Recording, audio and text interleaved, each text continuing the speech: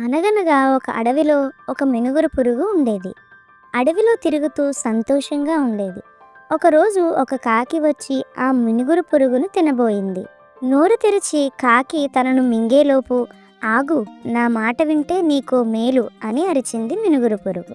కాకి ఏమిటది అని అడిగింది.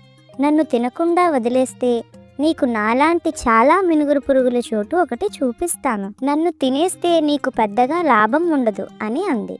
అది విన్న కాకి అత్యాశతో ఒప్పుకుంది. అప్పుడు ఆ పురుగు కొంతమంది మనుషులు చలిమంట కాచుకున్న చోటికి తీసుకుని వెళ్ళింది. నిప్పురవ్వలు చూపించి అవన్నీ మినుగురు పురుగులు అని చెప్పింది. కాకి, ఆహా, నాకు చాలా ఎక్కువ ఆహారం దొరికింది అని సంబరపడి అంటూ నోరు తెరుచుకుని ఆ నిప్పురవ్వలను మింగేసింది. సుర్రున నోరు కాలింది. బాబోయ్, ఈ మునుగురు పురుగులను మనం తినలేం అని అక్కడి నుంచి ఎగిరిపోయింది.